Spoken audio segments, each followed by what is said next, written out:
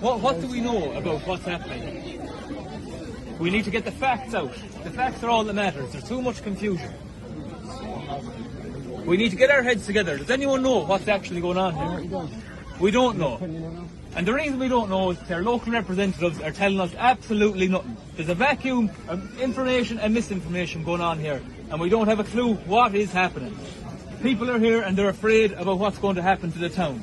We need answers. Dara Cleary, Mark Duffy, Annie Mary, John O'Hara, the whole lot of you, Hugh Rouse, you all get down here, you're up there, you're paid to do a job, to represent the constituents.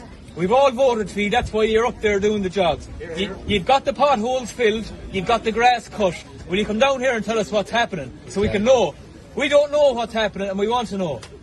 There's three main issues here as far as I can see it and as far as this group can see it.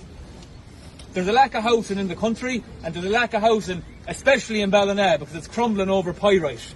There's families there who have nowhere to live, their home is crumbling around them and they don't know what they're going to do. These people have paid off their mortgages and still their house falls around them. What do? They've lived their life and all they want to do is live happily ever after.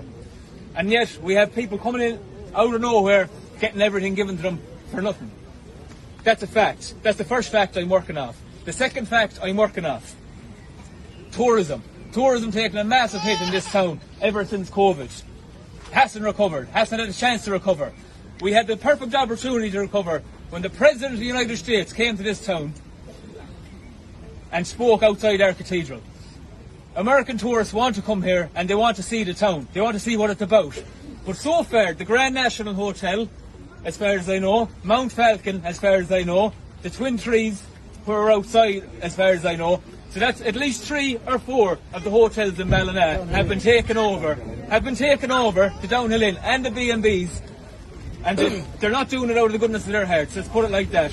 They're making money out of it, but the town is dying because of it, and the town is going to die. It won't happen today, it won't happen tomorrow, it won't happen in a week's time, and it won't happen in a month's time. It'll happen in drips and drabs. One shop will close, 2 shops will close, and they'll all end up closing, and that'll just be that.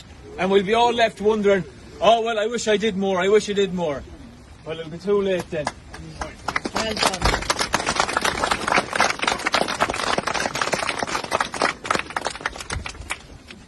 You know, I'm ashamed to be down here. I'm absolutely ashamed of my life. I am a plumber, I'm not a public speaker. I go to work, I do my job, and I go home. I play a bit of football as a pastime, and that's probably the height of my life. Like some people say it's a pathetic life, but I love it. I have a good partner there, and I have a good family, and I have a good group of friends. But I wanted to continue like that. But here I am on a Monday evening in the rain, standing outside a hotel in my hometown, trying to protect it, and trying not to have it given over to people willy-fucking-nilly, so that a couple of fellas can make a lot of money. Some pencil pusher up in Leinster House decided, an unnamed, blank-faced pencil pusher decided that he's going to, there's 100 beds in the Twin Trees Hotel, and he's going to slam in a heap of Ukrainians, or refugees, or wherever they're coming from, right? And the problem is, there's been no study done, or no bit of research, or no impact report on if the services in the town are available. And that brings me on to my third point, and my third fact, and I'm dealing off 3 facts here. The town doesn't have the services. Anyone you talk to, there's no doctor. Anyone you talk to, there's no dentist. Anyone you talk to, which creche could we put it? There's a woman there now, and me and my partner have a child on the way, and I fear for that child. The reason I fear for it is I know people who are booking creches for 3 years' time, 4 years' time to try and get a child in. That's ridiculous. We're told this is a wealthy country. How in the name of God do we have to book a creche 3 years in advance? We're being told rubbish. Absolute rubbish. So that's the third fact I'm working off now. 3 facts I'm after giving out. And not one of our local representatives, the heroes, are down here to help us. Are down here to at least pretend they're helping us. Shake their head or not shake a few hands. But it'll all be remembered come June when the elections come. Now, I'm looking around me here now, and there's at least 100 people, if not more than 100 people here now, on a rainy Monday night.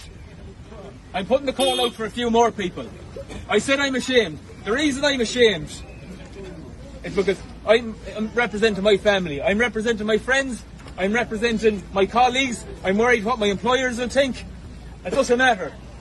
What really ashames me is if I stayed at home, the coward, stayed home as a coward and didn't come out and at least tried to make a difference.